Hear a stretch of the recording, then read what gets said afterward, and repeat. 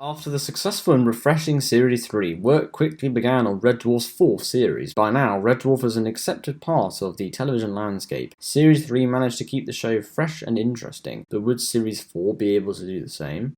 Series 3 of Red Dwarf concluded in December 1989, and Red Dwarf 4 began in February 1991, a little over a year later. Red Dwarf had previously been shot in Manchester, but for Series 4, production moved down south to Shepperton Studios in Surrey. For the first time, the actors were able to rehearse in the same place they'd eventually film in. This, coupled with the larger, more expansive sets, allowed for a more filmically driven series. Unlike Series 3, which included many sweeping changes, Series 4 doesn't have anywhere near as many changes or rejigs. Series 4 acts tonally speaking as a continuation to Series 3.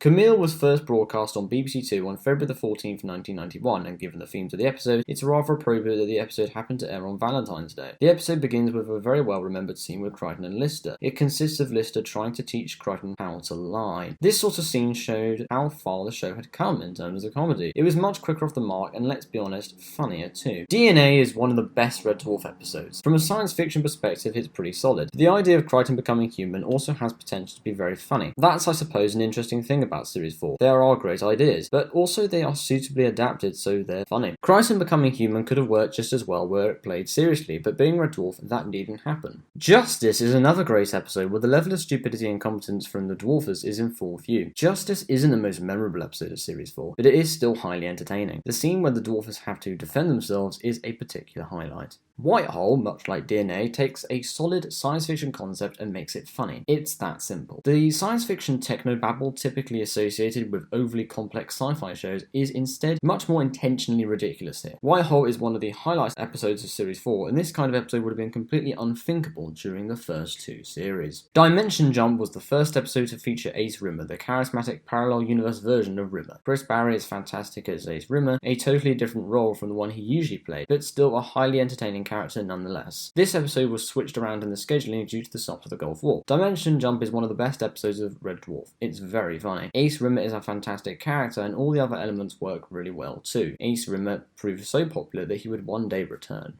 Meltdown is conceptually both very funny and fits in well with the science fiction world of Red Dwarf. In keeping with the rest of Series 4, there is a greater filmic look to the episode. A lot of Meltdown was filmed on location, but also on the larger and more expansive sets. Meltdown makes for a pretty good series finale, and while I don't consider it to be one of the best episodes the series has produced, I know that it does have its fans, and I can certainly see why. Series 4 of Red Dwarf pushes the comedy further than before. This includes the script work, but also the performances from the foursome. Series 4 doesn't radically reshape the series in the same way Series 3 did, but it continues the streak of success that Series 3 started. Series 4 is a nice improvement over Series 3. Some of the best Red Dwarf episodes ever made can be found in this series. Series 5 would begin airing in February 1992 and would bring about more iconic episodes.